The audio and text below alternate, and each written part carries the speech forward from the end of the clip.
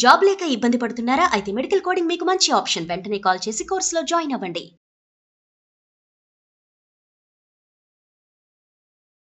నమస్తే రమగారు. నమస్తే జయ. సలహాలు, సంప్రదింపులు. ఏదైనా ఒక చిన్న అవసరం వచ్చింది, సందేహం వచ్చింది, ఏం చేయాలో అర్థం కాదు. 10 మందిని అడుగుతారు, కానీ వాళ్ళకి నచ్చిందే చేస్తారు. అవును. కొంతమంది 10 తీసుకుంటారు, ఇక్కడ కొంచెం అక్కడ కొంచెం అక్కడ కొంచెం తీసుకొని దాన్ని ఇంప్లిమెంట్ చేయటంలో చాలా ఇబ్బందులు పడతారు. అసలు ఎవరి దగ్గర సలహా తీసుకోవాలి, దాన్ని ఎంతవరకు ఫాలో అవ్వాలి, ఏ టైంలో సలహాకి వెళ్ళాలి? అనుభవం మీద చేయాలి జయ అవన్నీ ఎప్పుడు కూడా. ఓకే. ఇప్పుడు నువ్వు చెప్పిందే, ఎవరో ఒకళ్ళని సలహా అడిగి పాటించే వాళ్ళు కొంతమంది. వాళ్ళ సలహా మనకి వర్కౌట్ అయితేనే మళ్ళీ అడుగుతాం, అవునా కాదా? అంతేగా. ఒకసారి వాళ్ళ సలహా వర్కౌట్ కాకపోతే చచ్చిన వీళ్ళని అడగకూడదు. పాఠం నెంబర్ 1.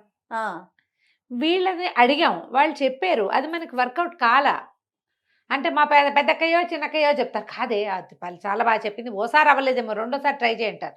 నెవర్ చేయకూడదు రమ్మగారు, చేయొద్దు. ఇప్పుడు ఈ సలహా చెప్పే వాళ్ళల్లో మీ సొంత అక్కయ్యలే అమ్మే ఉందనుకోండి, మన అమ్మ మన అక్కయ్య కాబట్టి ఓకే.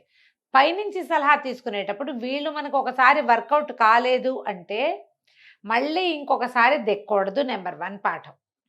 నెంబర్ 2 పాఠం, 10 మందిని అడగటం. 10 మందిని అడిగి మనం కావాలనుకున్నది చేస్తారు.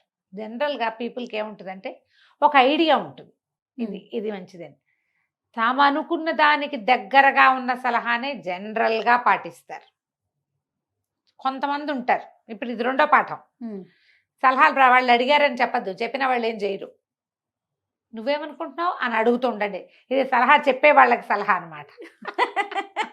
అసలు నీ మనసులో ఏముంది? కానీ రమ్మగారు, ఇది ఇలా చూసారనుకోండి, ఎవరైనా సలహా చెప్తారా? చెప్పండి.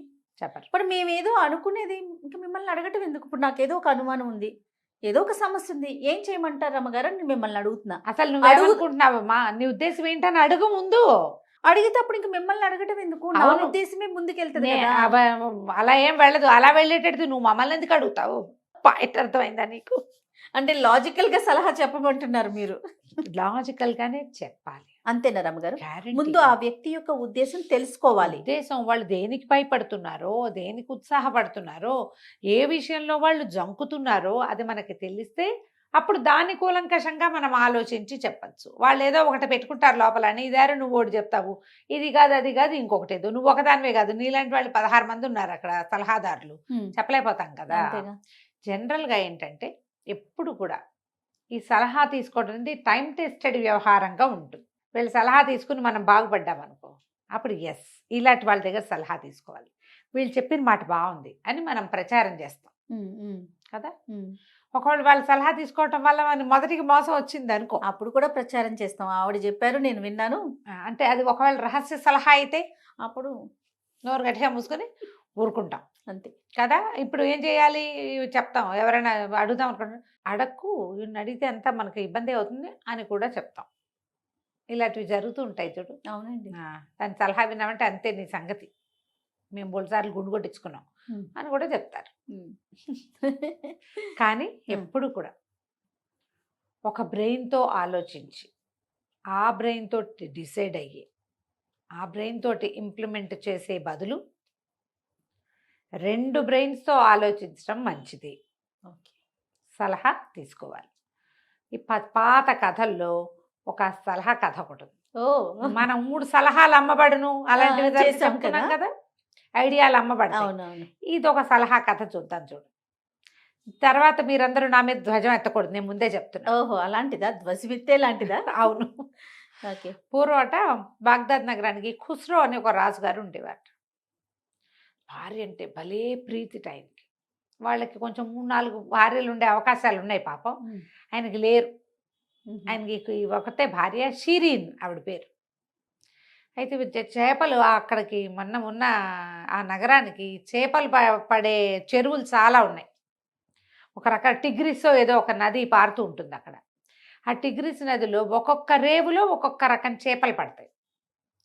ఒకనాడు ఒక బెస్తవాడు ఎక్కడో దూరంగా ఉన్న ఒక ఒడ్డుకు వెళ్ళి, ఏమన్నా ఒక తీరానికి వెళ్ళి చేపలు పట్టుకొచ్చాడు. వాడు ఒక అద్భుతమైన రకాన్ని పట్టుకొచ్చాడు. ఇప్పుడు మన వాళ్ళు పులసలని చెప్తారు కదా. అవునండి. పులసలాగానే ఇది ఒక డిఫరెంట్ వెరైటీ అనమాట. పెద్దది, అందంగా ఉంటుంది చేప. ఆ చేపను తెచ్చి రాజుగారికి చూపించాడు. ఓకే. చూపిస్తాను, సంతోషించేసాడు. ఎంత బాగుంది, భలే అందంగా ఉంది. అది తింటే ఏదో తెలివితేటలు పెరుగుతాయి, బలం పెరుగుతుంది, ఎముకల్లో గుజ్జు పెరుగుతుంది, ఏవో ఉన్నాయి దానికి. అదే.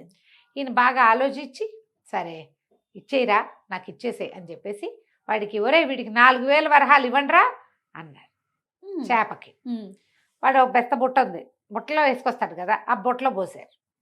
ఈవిడ కొళ్ళు మండిపోయి రాణిగారు పక్కనే కూర్చొని, ఏమిటి నీ తెలివి, బాగుందనుకో, పెద్ద 100 రూపాయలు కూడా చెయ్యని చేపకి 4000, 1000 ఇస్తారు ఎవరైనా. అంత చేటించుకుంటారా? ఎవరొచ్చినా సరే నువ్వు 1000 ఇవ్వాల్సిన చోట 4 ఇస్తావు, 4 ఇవ్వాల్సిన చోట నా 14 ఇస్తావు, 14 ఇచ్చే చోట 40 ఇచ్చేస్తున్నావు. ఇట్లా దానాలు చేసుకుంటూ పోతుంటే ఎట్లా? ఇప్పుడు ఈ చేపకి వీడు 4000 అడిగాడు, రేపొద్దున 1 ఇంచి ఎక్కువ ఉన్నది తెస్తాడు, అప్పుడు వాడికి 10,000 కావద్దు? ఏం పద్ధతులు ఇవి? డబ్బులు తీసేసుకో వెనక్కని. ఇంకా నచ్చల, ఏంటది చిన్న డబ్బులు తీసుకోవచ్చా, నేను రాజుని, అసహ్యంగా ఉంటుంది చూడు, బాగోదు. ఆయన అలా కాదన్నాడు. పోర్లేదు ఈసారికి ఇట్లా కానీ నెక్స్ట్ టైం ఇవ్వనులే అన్నాడు. నెక్స్ట్ టైం దాకా నీకు అవకాశం ఉంటుందా? నెక్స్ట్ టైం వాడు ఊరుకుంటాడా? కిందసారి ఆ చేపకు అంత ఇచ్చాడు, దీనికి ఇంత ఇచ్చాడని ప్రచారం చేయడా అని ఆవిడ విసుక్కుంది. ఆవిడ మాట కాదంటే ఇష్టం లేదు, కానీ ఇలా పరువు తీసుకోవడం కూడా కొంచెం ఇదిగానే ఉంది. ఎట్లా తీసుకుంటాం షీరిన్, బాగుండదు, వద్దన్నాడు. ఏముంది, ఓ పని చెయ్యి, చేప ఆడదా మొగదో అడుగు. వాడు ఆడదన్నాడు అనుకో, ఆడచేపండి అని చెప్పాడు అనుకో, అప్పుడు నువ్వేమనాలి, అరే మొగ చేప అనుకుని ఇంత తీసుకున్నాను రా వదిలే అని. వాడు మొగదన్నాడు అనుకో, అరే ఆడచేప కాదా, దానికి అంతెందుకు, అందుకని బాగుంది, డబ్బులు తీసేసుకోవచ్చు వెనక్కి అనేసరికి సరేనన్నాడు. ఆ పోతున్న బెస్తవాడి వీళ్ళేమో పైన మేడ మీద కూర్చున్నారు, వాడు ఆ మెట్లు దిగి కిందకి పోయాడు. ఓ బెస్తవాడ పైకి రారో జాలరీ అని పిలిచారు. వాడు మళ్ళీ పరిగెత్తుకుంటూ మేడెక్కి వచ్చాడు. చెప్పండి మహాప్రభు, ఏం కావాలి అన్నాడు. ఈ చేప ఆడదే మొగదిరా అని అడిగాడు. అతను అన్నాడు, ఆ బెస్తాయినా, ఆడ మగ ఉండవండి ఇందులో, ప్రతి చేప గుడ్లు పెడుతుంది, ప్రతి చేప పిల్లల్ని కంటుంది, 2 ఒకటే అనేసరికి ఆయనకు పిచ్చి నవ్వొచ్చింది. 2 ఒకటేగా ఉండేది ఎక్కడైనా ఉంటుందా లోకల్లో? విరగబడి నవ్వాడు. నువ్వు పైకి ఎక్కొచ్చావు, సరే 8,000 ఇవ్వండి రా వీడికి అన్నాడు. ఆ 4,000కి సాయం ఇంకో 4,000 పోసేశారు. సరదా వచ్చింది. చూసరికలు పెళ్ళాన్ని సొరసొరలాడుతూ చూస్తుంది, ఆయన చూసుకోలే. బాగానే ఉంది సంబడం, ఆడైతే డబ్బులు ఇస్తావా, మొగైతే డబ్బులు ఇస్తావా, 2 ఒకటే అయితే ఇంకా ఇస్తావా అని తిట్టింది. వీడేం చేశాడు, ఈ బెస్తవాడ సంచి తీసుకుని వెళ్తుంటే ఆ బుట్టలో ఇచ్చి వీళ్ళు పోసారు కదా 2 4 8,000, పైవైపున ఒక కాయని ఇరుక్కుని వీడు మెట్లు దిగిన సందట్లో అది కాస్త ఎగిరి మట్టిలో పడింది.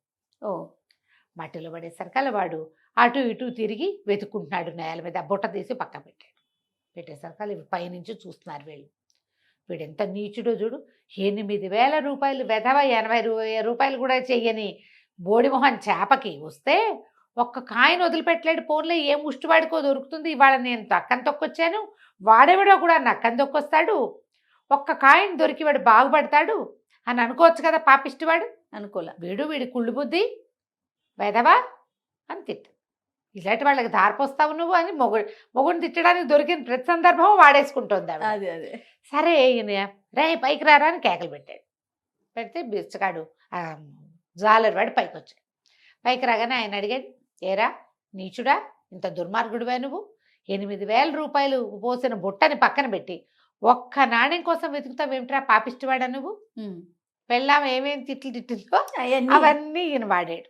వాడితే వాడన్నాడు, 100 సార్లు సలాములు చేసి, ఏలిన వారికి జయమగ్గాక, నాకు ఇచ్చిన బొట్టి బంగారు కాసులు కాదు కదా ప్రభు, తమరి ముద్ర ఉంటుంది, ఓవైపు మన దేశం ముద్ర, రెండో వైపు మీ బొమ్మ, ఎవడైనా కాలుతో తొక్కడు దాన్ని, అదే కదా వాడికి దొరకటం వేరే కదా, కాలుతో తొక్కితే మీరు అపవిత్రం అయిపోతారు ప్రభు, మట్టిలో పుట్టిన వాడిని మాణిక్యాల్లో నింపారు నన్ను కదా, నేను ఈ మట్టిలో నుంచి ఒక మాణిక్యాన్ని వెతకలేనా కదా, నన్ను ఎట్టాటి వాడిని ఇందులో ముంచావు నువ్వు, మురికిలో బతికేవాడికి ఇంత డబ్బు ఇచ్చావు, ఆ డబ్బు ఒక నాణ్యం నేను మట్టిలో వెతకలేనా ప్రభు, అందుకని నేను వెతుకొచ్చాను అనగానే ఈయనకి సంతోషం వచ్చింది.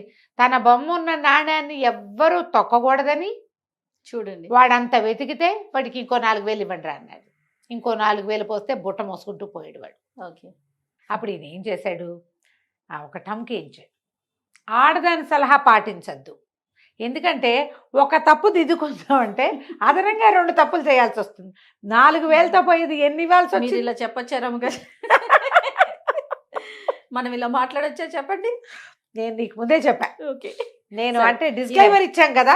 అంటే ఇది కథ అంతే రమ్మగారు. ఆ, ఆడవాళ్ళ సలహా పాటించొద్దని ఊరంతా చాటిచ్చేట్టు ఆయన. ఎందుకంటే ఆడవాళ్ళ సలహా పాటిస్తే ఒక పనికి 2 పనులు, 2 పనులకి 3 పనులు అవుతాయి.